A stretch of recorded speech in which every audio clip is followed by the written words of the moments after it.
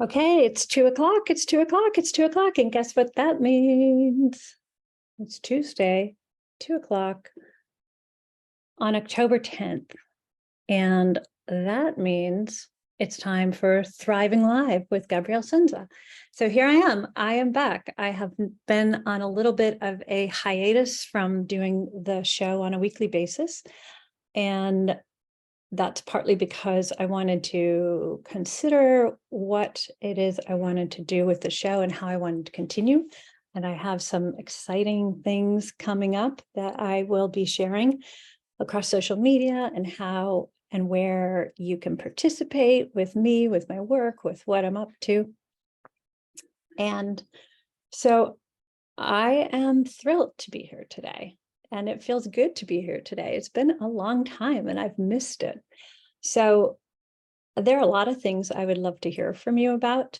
And when we get a chance to put together maybe a survey or something like that, or you could even drop your answers into the chat and say, what is it you would love to know from me or learn from me or hear from me? You know, people are always asking me, how can I work with you? And how can I learn more about this thing that you're doing or that thing that you're doing?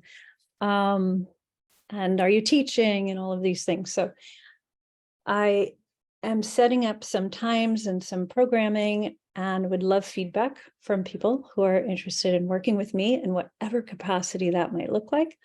And we can talk more about that at any time. Put a note in the comment section if you want to hear from me, or DM me directly with any questions. Anyway, who am I? I'm Gabrielle Senza. I'm an artist. I am an activist. I am a coach. I'm a performer. I am you name it, a mother, a community builder, a healer, a visionary, like all these things, right? And I have been on a lifelong quest in personal development, in creative action, and creative activism specifically, and so many things. So there's a lot to draw upon. And that's one of the things I love most about being who I am and being able to engage with so many different people, because I love people. I just really love people. Did you guess that? Did you know that? I love people. So anyway, what I would like to share with you today, just briefly, is first, as I do with all my programs and my Thriving Live show, is to get into a little pleasure first, like to get grounded, to get here. Okay. So whatever it is you're doing, if you are able to, and you wish to, I invite you now to just take a moment, excuse me, to feel yourself in this space, right? To just get present with being here, and to sort of step away from a moment from whatever it was we were doing right prior to this moment where we find ourselves now. So take a couple of deep breaths.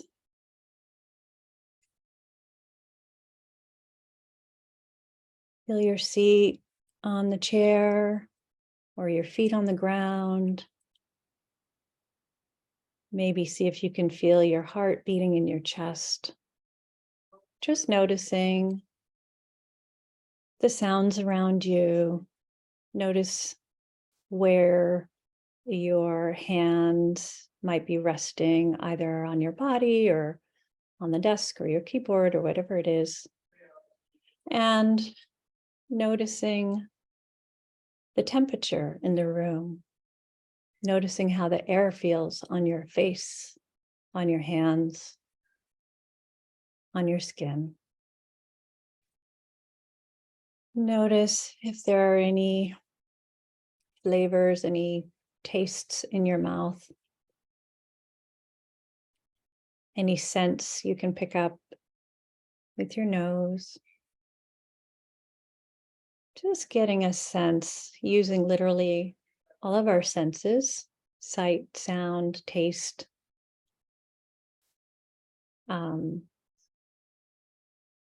sight, sound, taste, eyes, and What's the other one? It's just totally gone out of my head because I'm getting so present. Eyes,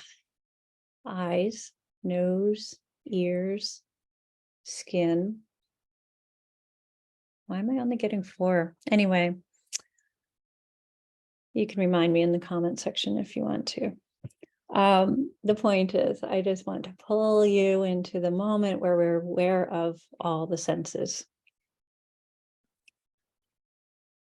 Take another couple of breaths, just slow, deep breaths, relaxing into this space, relaxing into this moment of being together.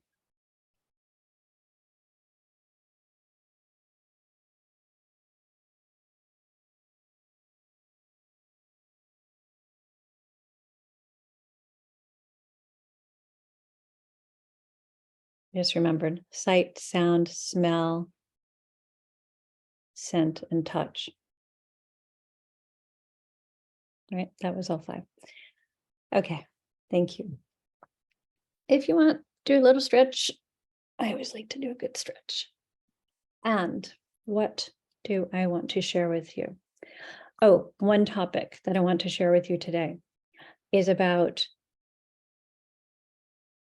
something I was just challenged with my partner as well. We both feel kind of weird around money, and there's some shame in like asking people for support, even for projects or specifically for projects. And you know, I'm an artist and I am always doing projects that are about creative engagement for social change. And so that doesn't usually translate into gallery sales, right? It doesn't translate into revenue for me because I'm not really selling a thing when I'm performing, doing performance art. You know, I'm not performing in a theater and getting ticket sales. I'm performing with nature often, or with the street or the city, or with the humans in public that just happen to come through the space where I'm working, right? So in order to help make these projects possible, I'm frequently raising money to, you know, to be able to do the projects, you know, pay for accommodations and travel and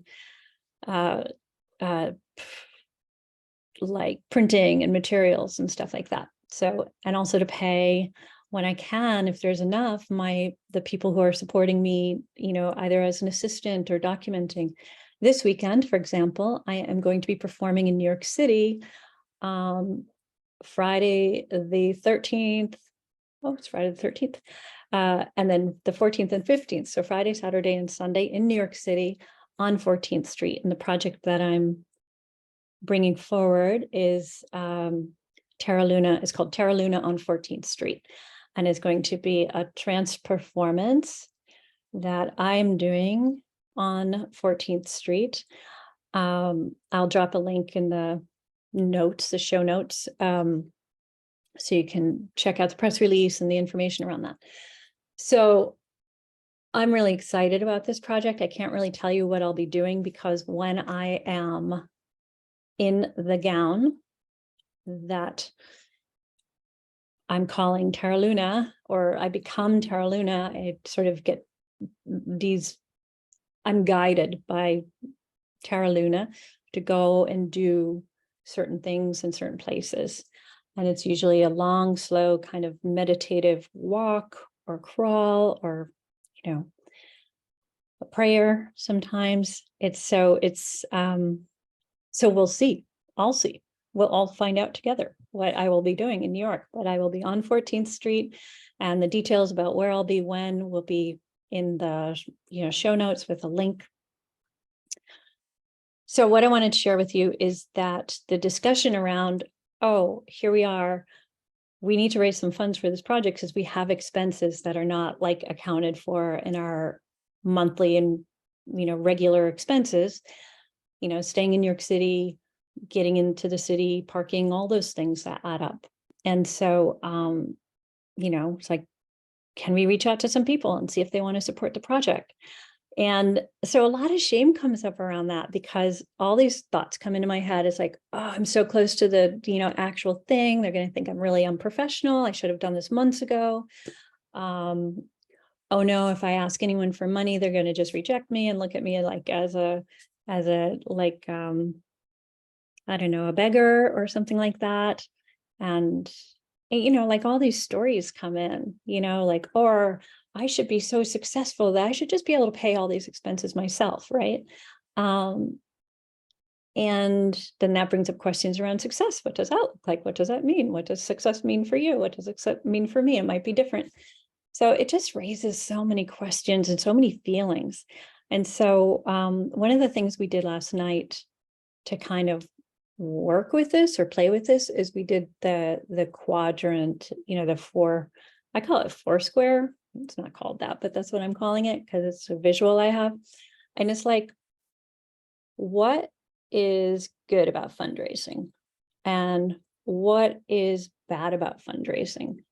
What are the things we feel or think related to fundraising? And what's bad about fundraising? And what's good about not fundraising? Right?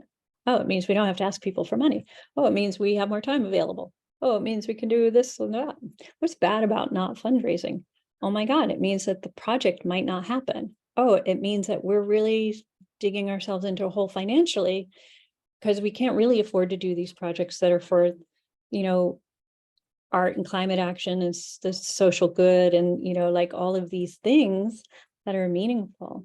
And a whole bunch of other things that go on that list as well. So we did that. We did those 4 squares, and it made it, when we got to the point of like, what's bad about not fundraising for these projects, it became really clear to see like, oh, it really, like, those are our whys to do it, right? Like people, this is another thing we've found a lot. We've heard a lot this year about this one thing. People are hesitant to call themselves artists, right? Even if they're making art, if they're not making a living and supporting themselves or exhibiting or, somehow, externally validated as an artist, then they feel that they cannot call themselves an artist. And I am the first person to say that is BS. Right? Like if you are making art, you are an artist. If you have made art in the past and are still wanting to make art, but maybe in your life there's not a lot of space for that, or you don't have the money for materials or whatever, then it doesn't make you no longer an artist. It just means you're not currently making art. You're still an artist, totally still an artist. And that's for writers and poets and, painters and dancers. And because being an artist is a frame of mind and a reference. Like we see the world differently. We see things in the world that other people don't always notice or pick up on or see in the same way, like perceive in the same way, for example. And artists are able to help shift people's perspectives or give them perspective, right? Like all of these amazing things. And I mean, if it wasn't for music and art, we'd have a very different society, right? Like, because a lot of artists have helped make change possible in the world, with social movements and political movements and even independence from the big labels, right? And like the institutions. So I love that. I appreciate so much that artists are able to help people see things differently and also to be able to visualize something different for the future, right? Because often if we don't see something that we can relate to, it gets hard to imagine that something else is possible. Anyway, so that's my little spiel on once an artist, always an artist. Don't forget that. If you have an artistic desire and you have made art or you are making art of any kind, whether anyone's seeing it or not, you are an artist, at least in my book. I hope that matters for you. It really is something I'm passionate about, in case you couldn't tell. Okay, so moving on from that, this process was really helpful for us. this sort of 4-square process. What's good about fundraising, raising money for this project? What's good about not raising money for this project? What's bad about fundraising and raising money for this project? And what's bad about not raising money for this project? So that was really, really helpful for us. So those questions might be really helpful for you on some other thing that you might be struggling with or trying to sort of get clear on. Ask those questions. What's good about doing this? What's bad about doing this? What's good about not doing this? What's bad about not doing this, right? So it's just a way to sort of untangle the feelings that we have around these things and the ideas and get clear, like, oh, wow, I'm really telling a story in my mind about this thing, you know, and what this might mean about me or about the project or about my relationships or whatever. So let me know if that's helpful for you, if you put it into practice somewhere. Okay. Now, you know, since this is the first time I've been back on Thriving Live in a really long time, I think it might have been the beginning of this year, 2023, when I was on last. So that's all to say that there's so much I want to share with you, so much I want to say, but I don't want this to be a long call. It's live, but I don't want it to be a long call. How can you participate in the future? You can reach out to me. You can, you know, message me directly. I'm almost ready to commit to doing weekly Thriving Lives again, maybe even starting next week. Tuesdays at 2 Eastern. And what I have planned, it's not all nailed down yet, but what I have planned is having some guests on maybe once a month or so. And we get to talk about all kinds of things that I think you might be interested in, at least are things I'm interested in.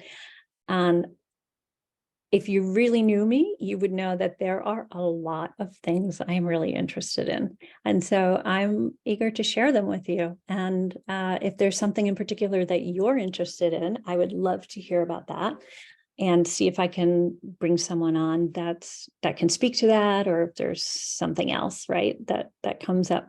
So I'm really excited about sharing that with you. What else did I want to share with you? I'm not sure. I'll just mention that I have a new website up for Terra Luna. Terra Luna is this sort of mystical character that has been guiding me since I first saw this dress in an Antiques magazine back in the 80s. And then I had the dress made for me, and I've been wearing it since 1989 at all of these different kind of in different situations, performances for the public, performances not for the public that are more private, some for the camera, some for the earth, some for the families and children that are incarcerated at the border. So I never really know where Terra Luna is going to have me show up. I just know that I can trust her and that she has a powerful message that I think is related to the earth. And so she's definitely becoming the mascot for the art and climate action projects I'm doing in Antarctica Temporalis, which is the movement that I'm building. I want to get 1 million people taking climate action, even if they're tiny climate actions, and to build a community where there's a culture of compassion that is the bond, and that creativity and curiosity and community are really the key elements of this community. So there's more on that coming up, and I can't wait to share it with you. If you want to check out the new Terra Luna website, it's terraluna.earth. So it's TERRALUNA.earth, EARTH. I love that. And then also I just started a new Instagram account for Terra Luna. So that will be, you can watch that space for the events that are happening in New York City and events that have happened at other times and other places around the world. And that account handle is terra.luna.loves.you. Terra Luna loves you, periods in between. So follow me there, or Gabrielle Sends a Studio is my regular one.